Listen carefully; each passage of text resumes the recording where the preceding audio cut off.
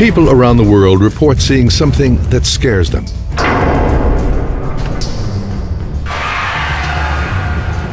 Something actually pushed me from behind. And they say they've got the evidence to prove it. On video. It did it again. In photographs. On audio tape. Voices that seem to come out of nowhere.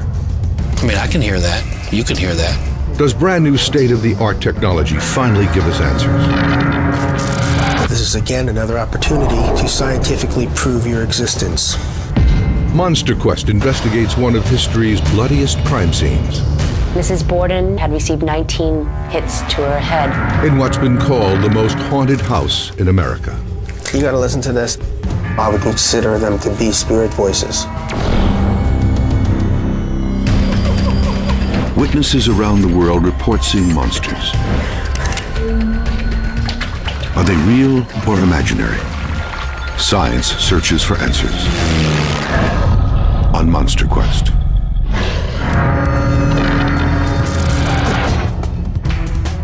More than a third of Americans believe in ghosts. That spirits of the long departed linger in the world of the living. I actually felt something brush between the lower parts of my leg. We heard footsteps right above us in the hallway in the kitchen. Out of the corner of my eye, I thought I saw something blue passing me. And all of a sudden, my legs, which were draped over the side of the bed here, just started picking up on their own. Many of these paranormal incidents have been caught on film or video. Did anybody move back and step on the wire? This man says an unseen hand moved his video camera in a haunted house. You can hear and see that there is something physically moving the camera, but it doesn't appear on the camera. I could see several anomalies moving left to right, up and down. Right there. This man says his camera filmed ghosts on a Civil War battlefield. Look. There's nobody down there no more. A television newscast reported this amateur video might have captured a paranormal apparition right in the middle of the Vatican Basilica. And right in front of the tomb here, it's all clear, and there'll be a ghost coming up. You heard correctly. He said ghost. And the strange blue figure has become known as the Blue Ghost of Parma after it was recorded on an Ohio gas station security camera and broadcast on national TV. Technology captured this evidence. Can science authenticate it as paranormal? Monster Quest gathered together the most compelling evidence out there to be analyzed by experts for clues to its authenticity. So this is the sofa on which Andrew was killed. But Monster Quest will also generate new evidence, investigating what may be one of the most haunted places in America, the Lizzie Borden house, using the highest resolution thermal camera in use today. We're gonna have to pay him for this? All evidence will be submitted for analysis in a search for proof of the paranormal. Can't make much of that. A paranormal eyewitness may in some cases simply report feeling the presence of a ghost. But in the rarest cases, the spirit is a full-blown apparition consisting of a misty human-shaped presence, visible one minute, then gone the next. One of the most striking paranormal apparitions ever captured was shot on a Civil War battlefield in Gettysburg, Pennsylvania. We just couldn't believe what we had saw. We kind of figured it was paranormal. The Underwood family shot the video at a place called Triangular Field in the fall of 2001. There's another spark. You see what I'm saying? Looked like shadows or something moving actually through the trees and on the field. No. Right there. Look. There's nobody there. They claim these are ghosts crossing the battlefield. They was actually moving in so many different directions. We just couldn't believe that we had captured this. 8,000 men died here over 3 days in 1863. Their battered bodies littered the fields. I really believe that there was actually soldiers and horses coming up the field actually for a battle. Michael Goldsworthy, a former police investigator, will use state-of-the-art software to enhance this footage. The Ocean Systems detective package actually clarifies video and brings out details that you normally wouldn't be able to see. And more detail could provide new clues to prove its authenticity. The search for proof of the paranormal will also utilize audio evidence. This is the voice of a ghost, according to this investigator. It was captured using a technique called electronic voice phenomena, or EVP. There's answers to questions, there's voices of loved ones that you can identify with. Al Rauber has been investigating paranormal activity for 40 years. He says the EVP method is simple. Ask a question and record, and voices will fill the silence that follows. Sounds that aren't audible, when you're doing the recording, but when you listen back to the recording, there's voices. Critics say these voices may be coming from radio broadcasts, or that people are imagining a voice amid white noise. But for those who believe, it's not imagination if it's on tape. My son died in 2004. He was 16 years old, and hearing from him was the most amazing thing I've ever encountered.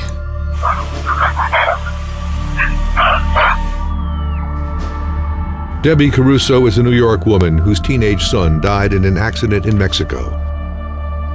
Soon after, she tried using EVP to reach him. I was really excited to hear that we'd be able to speak to them and didn't believe it. She used a simple program already in her laptop computer. It takes time and training, but after you record for a long time, the voices get louder and they get stronger, and now anyone can hear them. My son Joey left me this message on his 20th birthday. It says, "Ma, I love you."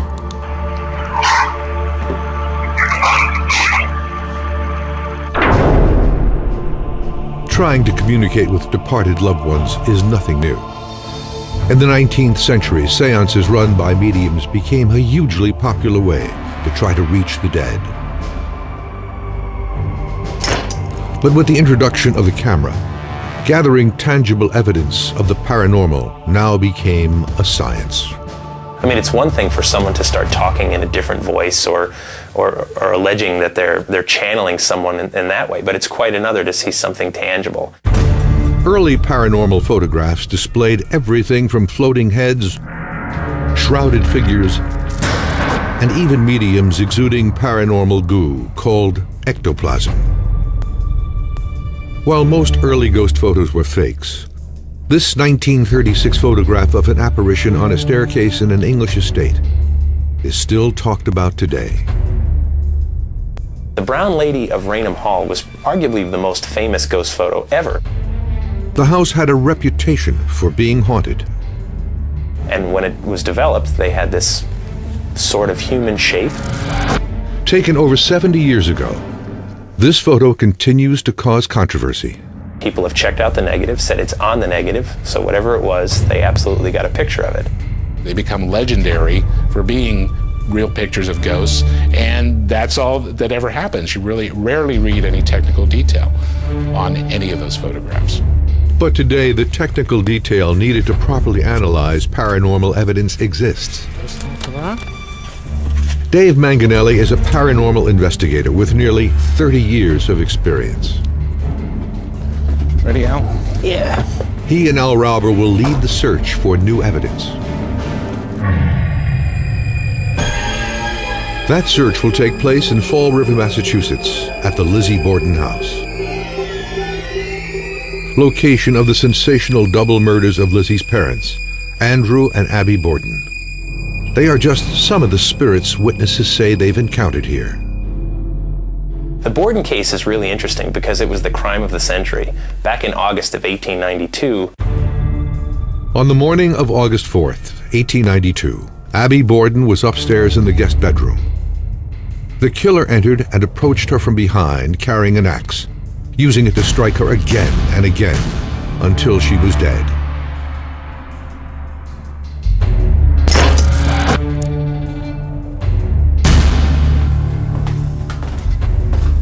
Downstairs, Andrew Borden had returned home and lay down to take a nap in the parlor.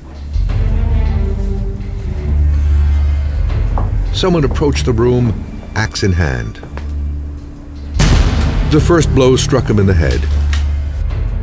He may have awoken to see his attacker, but it was too late. Again, the axe fell over and over.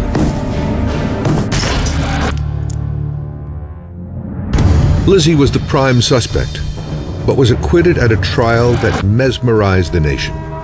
And now, more than a century later, there are regular reports of strange things happening in this house. There is a lot of voices, footsteps, sounds, objects moving, things like that. My first personal experience in the house here was not long after we had purchased it in June of 2004. I went to the basement and I walked off the bottom step and took a step forward into what felt like a walk-in freezer. I felt what felt like 2 fingers being run down my back. And I stopped dead in my tracks. It's possible Andrew and Abby Borden might still be lingering, looking for some kind of divine justice all these years later. For the investigation, the house will be rigged with 7 video cameras, all feeding into one central location, recording activity all night into the pre-dawn hours. Al Rauber will record audio, looking for paranormal voices. And Dave Manganelli will shoot with a new state-of-the-art infrared camera, never before used in a paranormal investigation. The evidence collected throughout the evening might prove the existence of spirits in this house once and for all.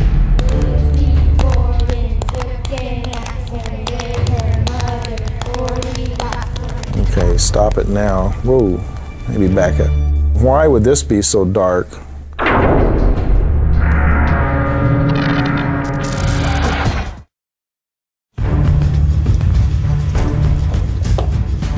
While paranormal investigators specifically try to prove the existence of ghosts, sometimes the most compelling evidence is captured by accident, by ordinary people shooting home video. Every now and then, every few years, some piece of footage makes the news, like the kid who captured something at the Vatican in Rome. This video was taken in 2006 inside St. Peter's Basilica by a tourist from Vancouver, and it turned up in a Canadian newscast. Watch this vacation home video closely and carefully. Did you see it? And right in front of the tomb here, it's all clear, and there'll be a ghost coming up. You heard correctly. He said ghost. Kind of see where the feet is. It shows a strange robed figure hovering in the air. Kind of looks like his head. Videotape editor Shane DeBrasio examined the footage frame by frame. It's definitely clear in this frame by the reflection of the light shows us that this jacket is being supported by a stick. There's a stick right there. Tour guides often drape coats or scarves on long sticks to keep themselves visible to their tour groups. So the famed Vatican ghost isn't a spirit at all, but just a marker in a crowded tourist destination. A gas station in Palmer, Ohio was the location of another accidental ghost-like apparition caught on tape. It happened one night in 2007, appearing on video from one of the station's security cameras.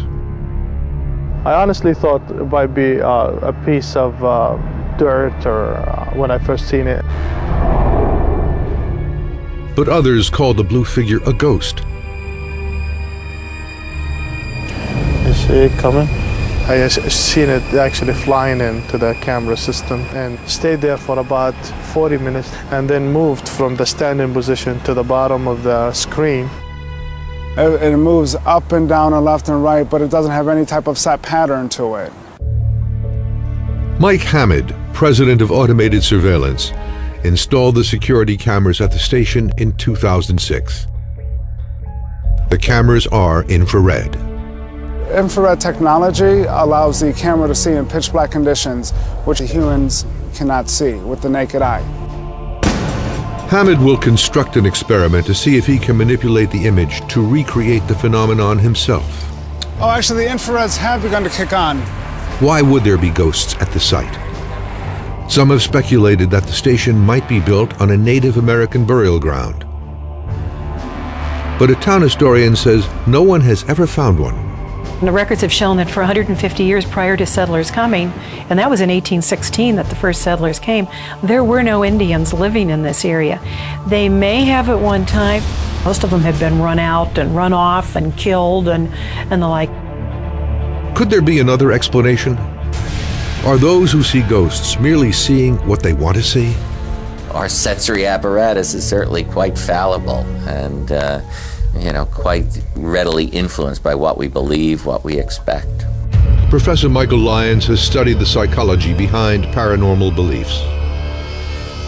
I think some people just are looking for answers, and other outlets in our society may not as readily provide those kinds of answers. People who are more anxious tend to believe in the paranormal. People who are more afraid of dying. Another trait associated with belief in the paranormal is intolerance of ambiguity. That is, people who need answers more are more likely to be the people who believe in the paranormal. At the Borden House in Massachusetts, the search for new evidence is beginning. Al Rauber and Dave Manganelli arrive early to prepare for the night ahead. Paranormal activity has been reported throughout the house.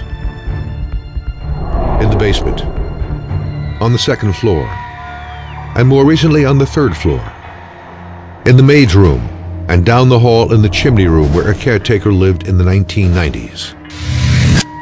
Recently, there's been a surge of activity in that room. The first time I could actually feel an unseen hand on me, that's when it was enough for me. Tim Weisberg had his very first physical encounter with a haunting spirit in the chimney room. My legs, which were draped over the side of the bed here, just started picking up on their own, and I could feel the hands enveloping around my ankles.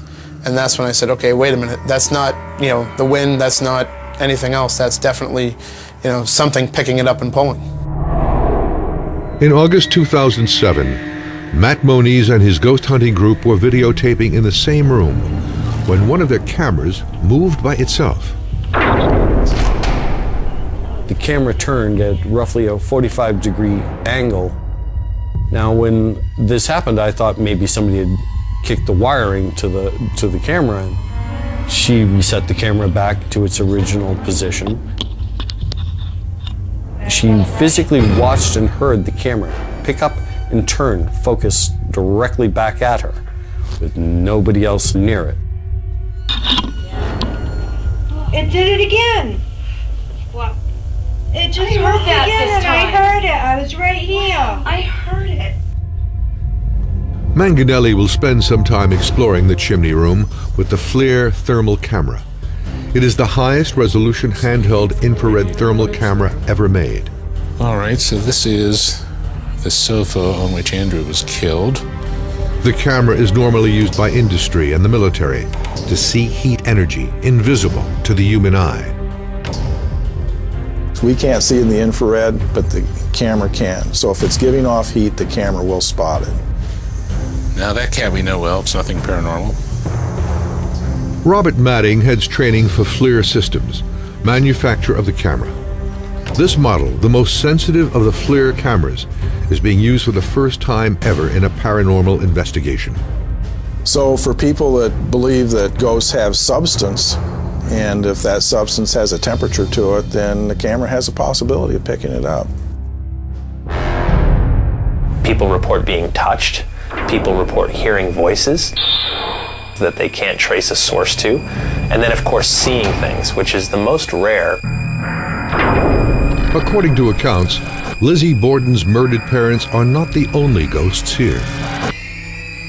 It's believed that the third floor is haunted by the spirits of two children Town history reveals that in 1848, in the house next door, another double murder took place in another Borden family. The mother of that family killed her 2 young children in the basement of the house. They were drowned in a cistern on the Borden property, and today they're believed to possibly be haunting this house on occasion. Another spirit that seems to be inhabiting our 3rd floor is that of Michael.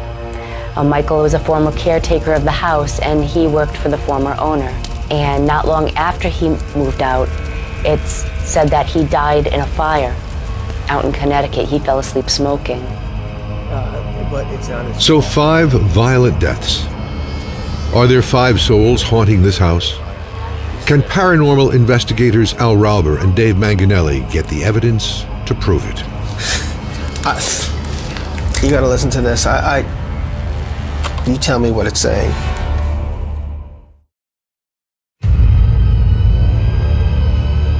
The Lizzie Borden house has been a hotbed of paranormal activity ever since Lizzie's parents were murdered there. The investigation for new evidence is targeting several key areas in the building. In the basement, on the 2nd floor, where the family's main bedrooms are located, and on the 3rd floor, the chimney room where a caretaker lived, and in the maid's room down the hall. Well, this is Bridget Sullivan's room, the Borden's maid at the time of the murder. And I had an incident one night. I was alone in the house. I came up here to sleep. And when I woke up in the morning, the first thing I noticed was that the little rocking chair that sits to the left of Bridget's bed here had moved around to here and was facing me like somebody was watching me sleep. The Borden residence is unusual in that all the rooms on the 2nd floor are connected without a central hallway. So Andrew Borden's room leads directly into his daughter Lizzie's room.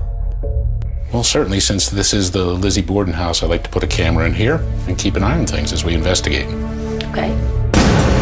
Outside Lizzie's room is the John Morse room, named after Abby Borden's brother. This is also the room where Mrs. Borden's body was discovered. And Mrs. Borden received 19 hits with what was believed to be a hatchet. Ouch. And where was that body exactly? Her body was found right here between the bed and the dresser. Al Rauber plans a variety of experiments. First, he'll use 2 recorders in an attempt to hear voices of the dead that are said to haunt this house. The recorders are very basic models, and that's on purpose. More sophisticated recording devices, the way the microphone is built, it has too many filters in it. It filters out a lot of the voices before they come in. The finer the design, the less it's going to allow outside of the box types of stuff getting into it. Tom Owen is a voice recognition expert. He was the first to authenticate Osama bin Laden's voice when a recording surfaced in 2002. Owen is an EVP skeptic. The bottom line is I only make of it what I can prove scientifically.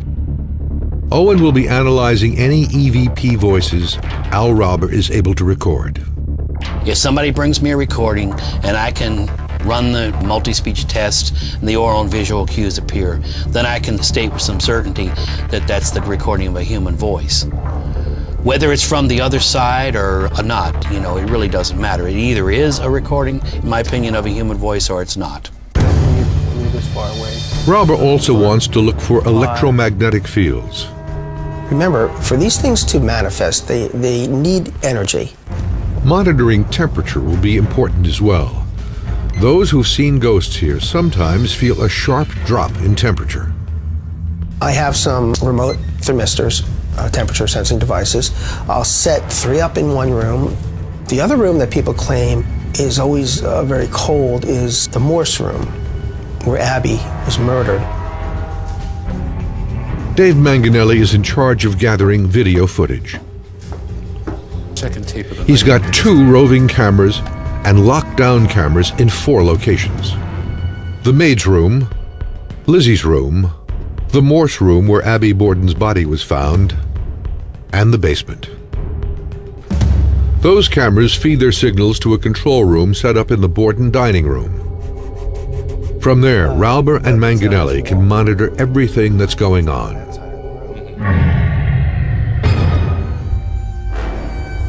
Back at the gas station in Parma, Ohio, the investigation of the blue figure captured on an infrared security camera continues.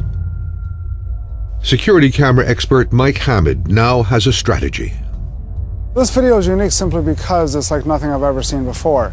We would probably want to walk up to the camera and dangle perhaps small items in front of the camera in order to see if we can get those infrared beams to reflect and see if we can get transparency through an object. Hammond speculates that a bug may have created the blue ghost image.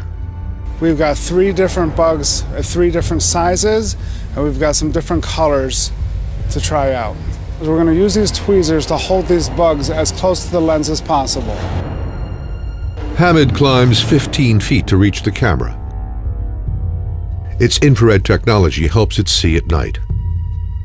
But when the plastic bugs are placed on the lens, no matter what color they are, they all read blue on the monitor. It's right on the lens. But what Hammond was not able to duplicate was the fluid movements and the transparency of the original blue figure. We tried all 3 of these right in front of the lens, and this one right here came closest to duplicating your ghost. But at the same time, it was not an exact copy or an exact match, so it's still an unexplained mystery.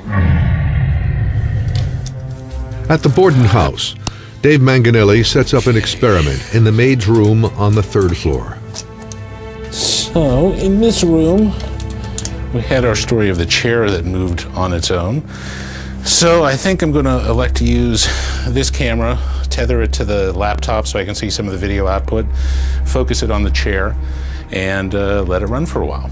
All right, so the camera's on and the program has recognized it. So I'll just pull up a little video preview window.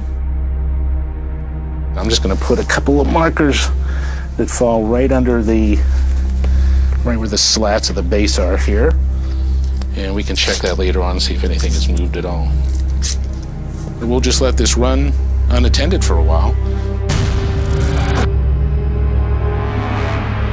Rauber and Manganelli are monitoring all the areas where witnesses have reported paranormal activity. It's nearly 11 p.m., but the night has just begun. Okay, you gotta hear this.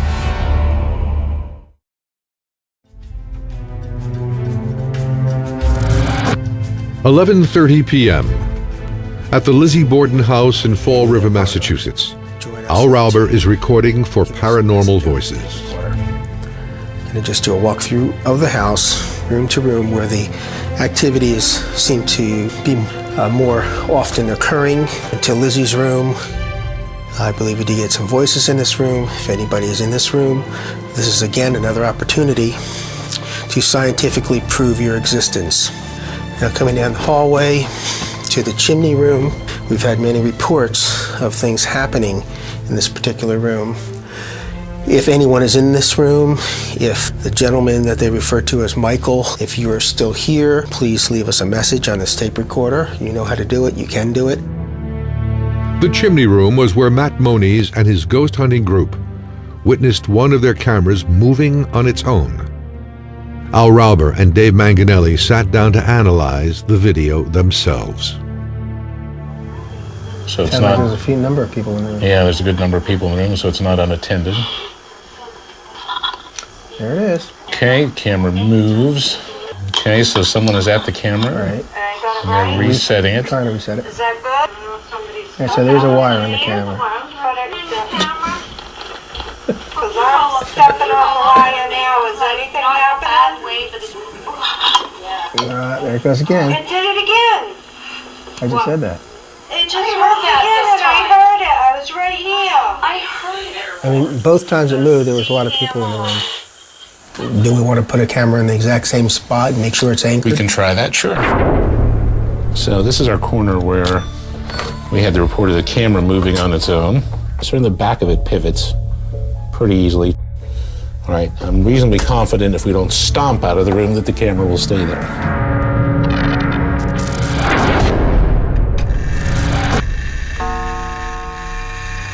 Midnight.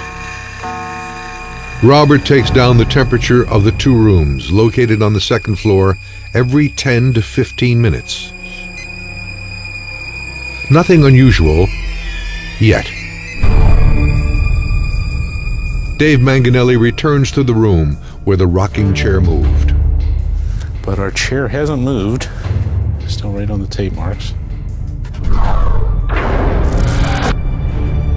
1 a.m.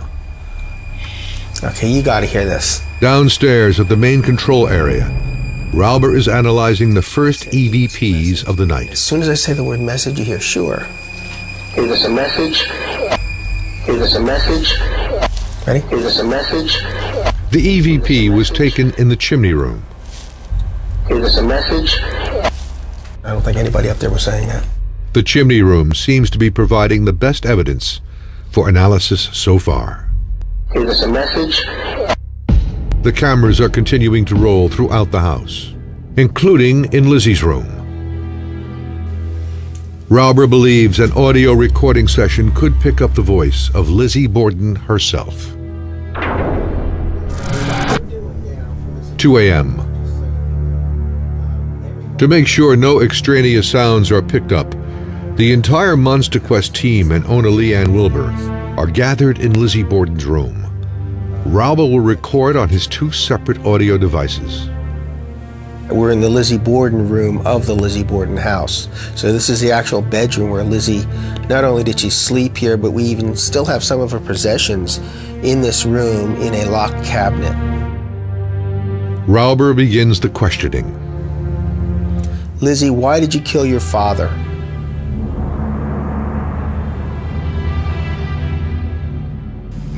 Lizzie, who made the mirror move? The mirror right behind me.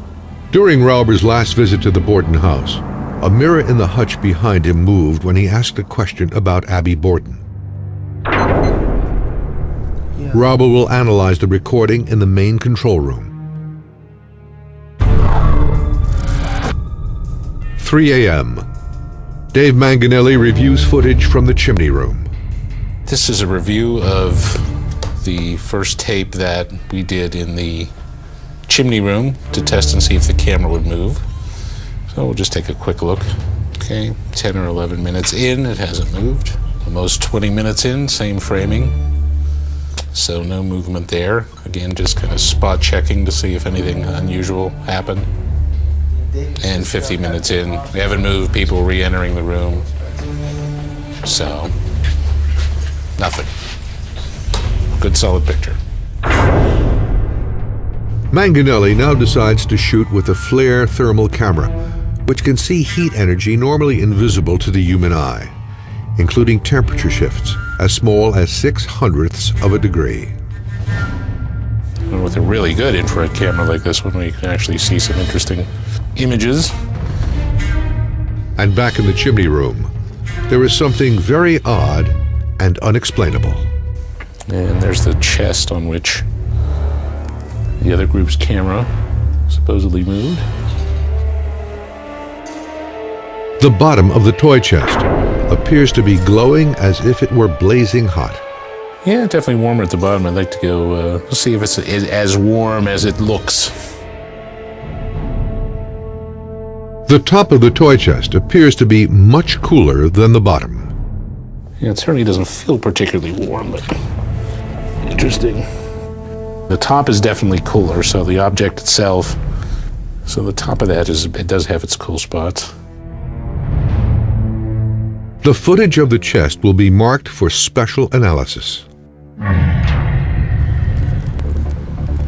As the Borden House investigators review their evidence, Michael Goldsworthy has completed his work on the existing evidence of the alleged Gettysburg ghosts.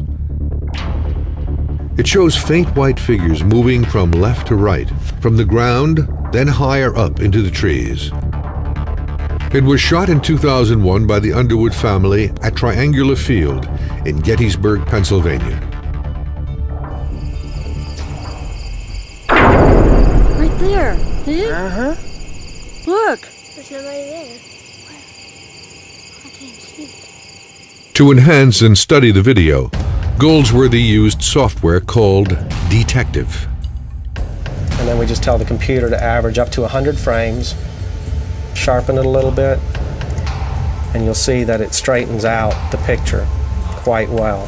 So we've gone from a very fuzzy, sparkly type picture that doesn't give a lot of detail to this, where now you can make this rock out much better. So then once it's been enhanced, and you can see right here, the image basically moves across. Could the figures just be other tourists on the field? Now, I do admit there were people behind us, that people just walking around enjoying Gettysburg just like we do, but as far as in front of us, there was nobody there. This is the field as it looks today. In the direction the Underwoods were shooting, it is relatively flat. Yet the figures in their video seem elevated, well above the ground. For Goldsworthy, the repetition of the figures themselves was a bigger concern. So you have something in the picture, some object that's moving across the image, and it actually does it several times. So what I did is combine 3 different shots from different times in the video to show what I then began picking up as a repetitive nature. He doubts this existing evidence is a paranormal apparition caught on tape. Because of the almost perfect repetition, it's almost as if someone is looping either a video or a projection. As far as creating this, if you were to do this in the field, I would say that you would use a clear piece of Lexan, a clear piece of glass, and reflect an image off of it. But Tom Underwood stands by its authenticity. And if I did all of this in front of everybody, I mean, I think I would have drew a lot of attention, and I think they would have came over and tried to figure out what I was doing. It is the real thing.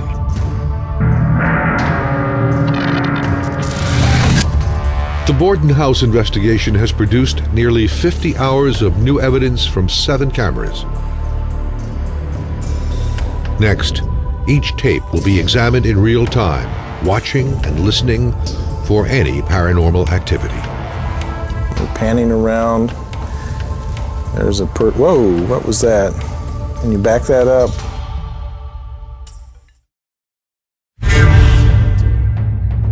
Are there spirits of the dead among us? And does this audio and video evidence prove it?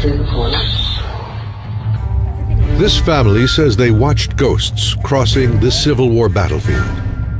Looked like shadows or something moving actually through the trees and on the field. This man says something unseen moved his camera in the Lizzie Borden house. It did it again. The camera turned at roughly a 45-degree angle. Of the existing evidence, our investigation showed the Vatican ghost was not a ghost at all, but a jacket or scarf suspended by a long stick. This blue apparition might have been a bug, but Mike Hammond could not be sure. And this expert was skeptical of the Gettysburg ghosts, but could not rule out the paranormal. It is the real thing, and it's not a hoax or anything. As for the new evidence, more than 50 hours of video from the Lizzie Borden house have now been analyzed by the Monster Quest investigators. Cameras were locked down in the basement, in Lizzie Borden's room, in the room next door where her stepmother was killed, in the maid's room where the chair moved, and in the room where the camera was once reported to have moved by itself. The hours passed, the tape rolled on, but nothing out of the ordinary seemed to happen. The conventional cameras saw nothing abnormal. But the FLIR camera did pick up unusual activity. It sees heat energy and shifts in temperature, invisible to the naked eye. Yellow represents a higher temperature, while darker colors represent cold. Here's the toy chest again. And if we can stop right about there. This is the investigation footage that showed that the bottom of the chest was glowing and hot, but the floor beneath it was cold to the touch. Thermal camera expert Robert Madding analyzed this footage. We're seeing this little seam at the bottom, which has a brass plate or strip across here, so not quite sure what that is. Could be reflection of heat from people that are standing in the background. Not quite sure what that is. It remains a mystery. Next up, the maid's room, where there was a report of the moving rocking chair. Okay, stop it now. Whoa, maybe back it. And why would this be so dark?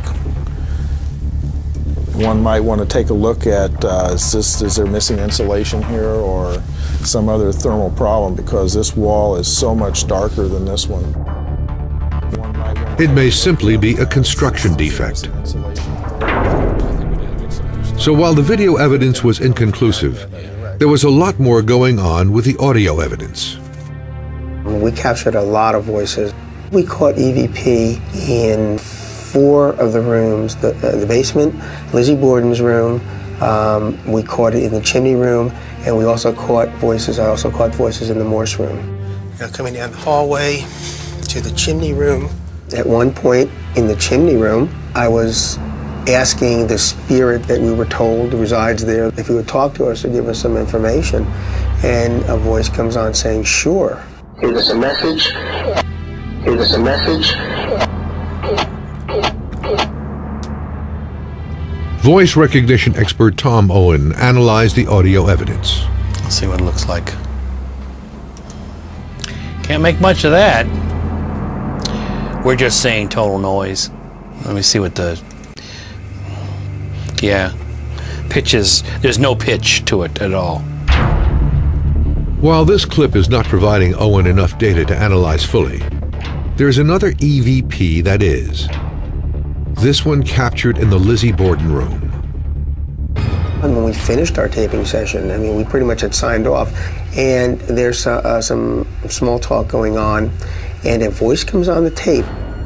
It's very close to the tape recorder, and the voice is saying, "So?" Jonathan, stay recording. Yeah, there's definitely something there, right here. When you whisper, you're not moving your vocal cords, and therefore you're not creating any fundamental frequency. And the first thing you'd want to do is to investigate who was on the site, because it is audible. I mean, I can hear that. You can hear that. Jonathan, stay recording. And the voice seems to be extremely close to the microphone. But the surveillance camera in the room shows no one is close to it. Anybody that was in the room was at least 3 to 5 feet away from the microphone. This works on the proposition of the inverse square law, you know, which means is a fancy way of saying that for every double the distance you move away from the source, you lose 6 dB. So if you're up right against the source and you're whispering, which you would, to be recorded in the first place, you would have to be close. And this sounds like it was close. The surveillance camera microphone also picked up the voice. But eerily, the voice sounds extremely close to the camera microphone too, even though the camera was 10 feet away from the audio recorder. You know, it's obviously a sound. I mean, it's audible, and it's you can hear that it's a sound. Whether it's from the other side, I don't know. It may only be one word, but the investigation could not eliminate the possibility that this was the voice of a ghost. I'm pretty convinced that 90% of the voices that we caught, I would consider them to be spirit voices, or of a spiritual origin. It may not be proof beyond a shadow of a doubt, but something strange was happening in the Borden house. And is happening in places all over the world every day. And as recording technology improves, and with it the quality of the evidence, definitive proof of the existence of spirits among us may be closer than we think.